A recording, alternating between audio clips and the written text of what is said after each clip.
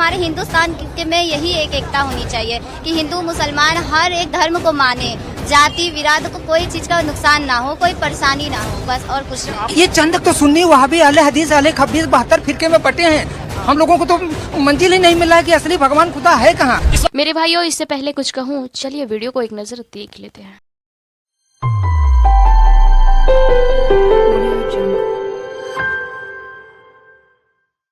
और बुर्का नसीब जो महिलाएं हैं वो जगत गुरु की आरती उतार रही हैं और एक संदेश देने की कोशिश कर रही हैं कि मजहब की दीवारें कहीं भी आड़े नहीं आती हैं, क्योंकि लंबे समय से देखने को ये मिल रहा है कि बहुत सारे जो लोग हैं वो मजहबी दीवार जो है वो आज के समाज में कहीं ना कहीं खींचना चाहते हैं और उसी दीवार को तोड़ते हुए जो मुस्लिम महिलाएं हैं वो यहाँ पर पहुंची हैं। बताया ये जा रहा है कि 151 जो मुस्लिम समाज के लोग थे उनको आज गुरु दीक्षा दी गई है, यानी राम पंथ के राम के पथ पर किस तरीके से चलना है उसकी जो दीक्षा है वो आज जगत गुरु बालक देवाचार्य की ओर से दी गई है।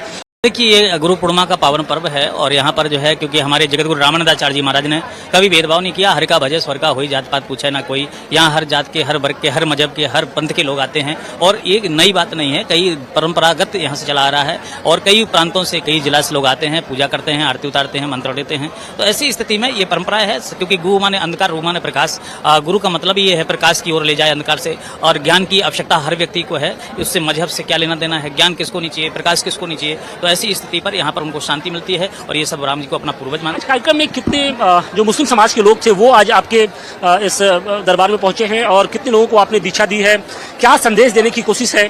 संदेश यही है, जो कट्टरपंथी लोग हैं वो समझें कि हम इस प्रकार की चीज़ों से विश्वास नहीं रखते हैं जहाँ पर कट्टरता बोई जाती हो, अशांति पैदा की जाती हो। हम तो वो हैं कि सनातन एक ऐसा धर्म है जो सबको पाठ पढ़ाता है और सबको शांति प्रदान करता है। इसलिए जो कभी भटक गए लोग कहते हैं कि सुबह का भटका अगर शाम को वापस आ जाए तो उसको भटका नहीं कहा जाता है। इस्लाम धर्म में जिस तरह से कट्टरपंथीता, आतंकवाद, नफरत, अराजकता का माहौल है वो इसीलिए है क्योंकि वहाँ पे गुरुओं का सही मार्गदर्शन नहीं है। तो हमारे जो सनातन संस्कृति के गुरु होते हैं वो कभी भी किसी तरह से नफरत, अशांति या हिंसा का मार्ग नहीं दिखाते। वो हमेशा अहिंसा, शांति और प्रेम का, भाईचारे का मार्ग दिखाते हैं, शांति का मार्ग दिखाते हैं। तो आज हमारे गुरु जी ने भी हमें शांति के मार्ग पर चलना सिखाया।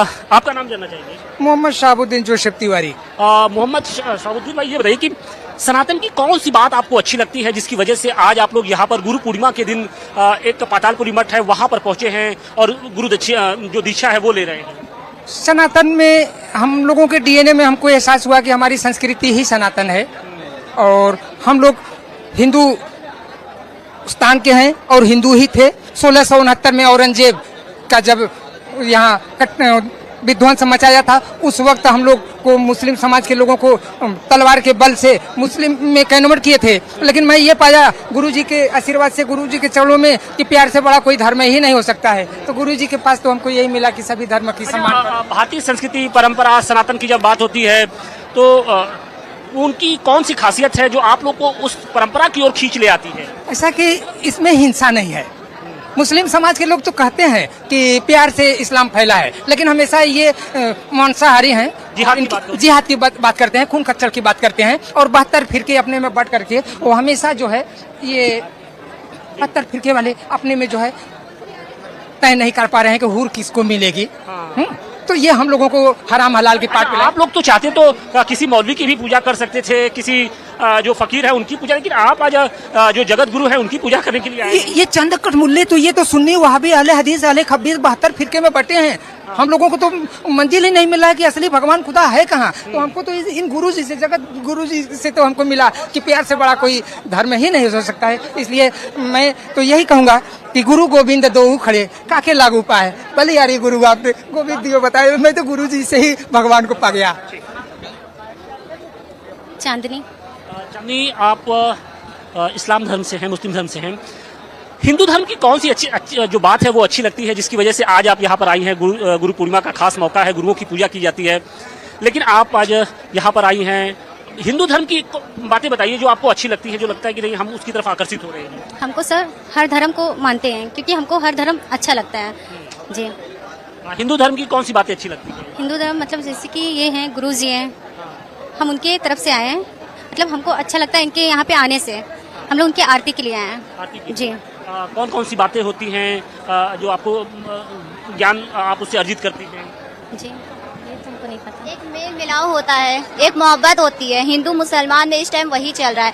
अलग अलग देशों में देखा जाए तो हिंदू मुसलमान की बंटवारे हुए हैं, लड़ाई झगड़े हो रहे हैं। तो हम हमारे हिंदुस्तान में यही एक एकता होनी चाहिए कि हिंदू मुसलमान हर एक धर्म को माने, जाति विराद को कोई चीज का नुकसान ना हो, कोई परेशानी ना हो, बस और कुछ नहीं। आप लोग जब यहाँ पर पूजा कर रही है तो आप लोग को परेशानी नहीं हो रही है कि पूजा, क्योंकि कहा यह जाता है कि इस्लाम में बुत परस्ती हराम होता है, मूर्ति की पूजा नहीं होती है, व्यक्ति की बहुत विशेष पूजा नहीं होती है। जी हाँ, ये चीज तो मुझे भी पता है, मैं भी जानती हूँ, लेकिन हम लोग एक इंसान है, हम लोग एक इंसान है और हम लोग के अंदर सबसे बड़ी बात है मोहब्बत। जो दिलों में मोहब्बत होती है तो हिंदू मुसलमान भेदभाव नहीं देखते हैं, हम लोग सब जाति प्रजाति सबको मानते हैं।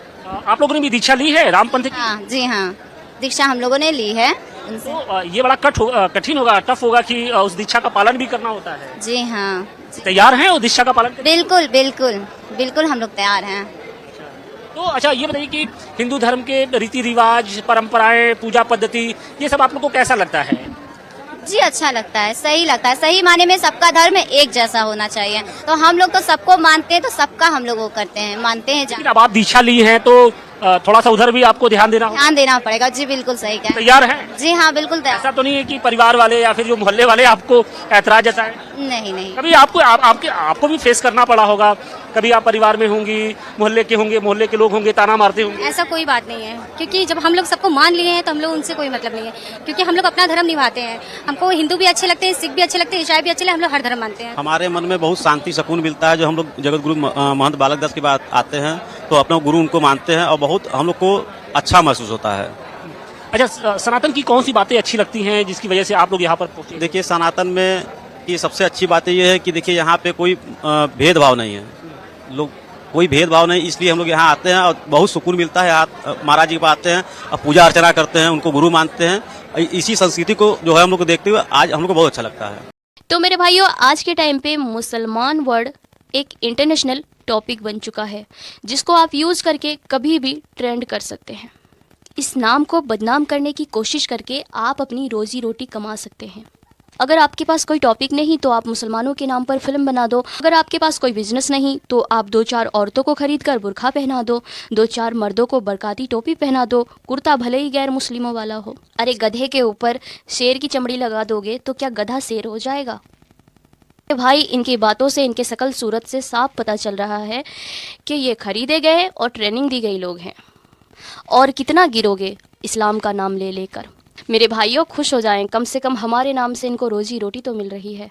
अर्श हक है मुस्नद रिफ़अत रसूल अल्लाह की, बाकी देखनी है हश्र में इज़्ज़त रसूल अल्लाह की।